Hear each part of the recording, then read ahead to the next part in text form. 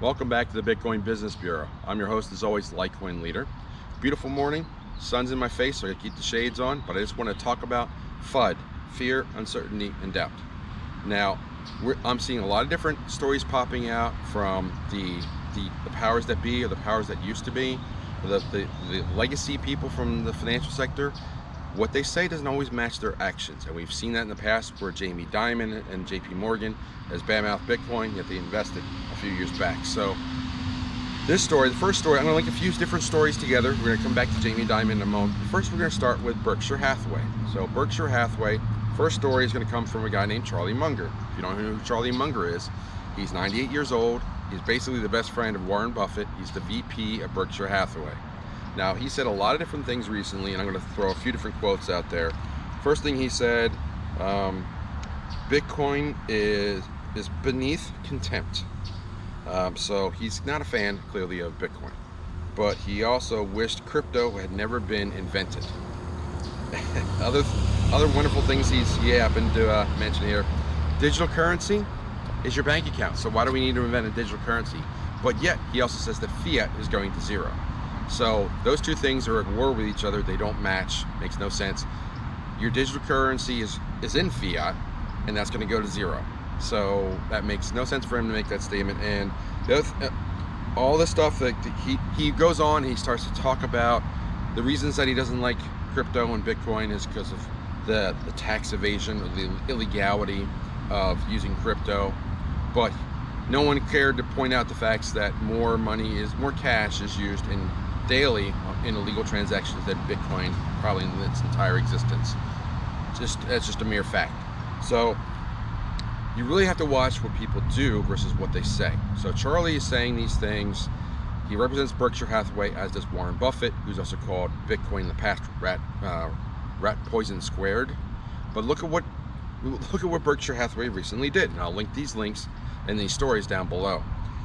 Warren Buffett invested over $1 billion in a bank called Nubank, which is based in Brazil, and I'll be linking my story about Rio up here. We'll talk about Rio in a second. But Nubank is a neobank, or a digital bank. That means they don't really have physical presences. They're involved in crypto. So Warren Buffett basically and Berkshire Hathaway just put over $1 billion towards a banking system that's a neobank that invests in crypto. That's one of the vehicles that they do, and it's based in Brazil. So my point is this: don't listen to what they say, follow the money, follow their actions, because that tells you a lot more. Now, second part of the story, back to Jamie Dimon. This is kind of going back to the FUD and what people say versus what they do. Several years ago, JP Morgan was saying that, and Jamie Dimon was saying no one at JP Morgan should be ever buying Bitcoin, yet they were. So the public statement was they hated Bitcoin. Meanwhile, in the background, they're still buying it. So JP Morgan just put out another story, which I'll also link down here to tie all this together. And they talked about the metaverse and crypto and where that was going. So that story said as big companies get into metaverse and digital spaces like Nike and Walmart and Hulu, there will be a convergence of real and virtual world offerings and expanded opportunities for consumers, especially in developing nations. Hi, Brazil. So Latin America, El Salvador, we are seeing, I've said this before, I'm going to say it again, those that are lagging behind the curve are going to be lost in the shuffle here. The third world countries, in the third world continents, pretty much, you have Latin America. I know Latin America is not a continent, or North America, but Latin American countries, South America, Africa, those areas are going to lead the charge. Certain parts of Europe as well. These countries that are not been like on the inside of the SWIFT system, or not part of the Federal Reserve, or don't have a central bank or centralized bank like that, they're going to be in trouble. So El Salvador, there was a story that just came out today, which that should probably be its own video, but El Salvador, I'll link it down here as well. El Salvador, President Bukele just announced that if you invest with them in one of their vehicles, they're going to be offering citizenship.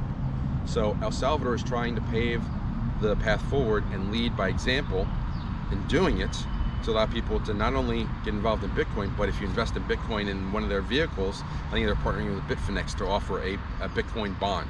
And as part of that, if you invest a certain amount of money and you're a member of that, you can get citizenship with El Salvador.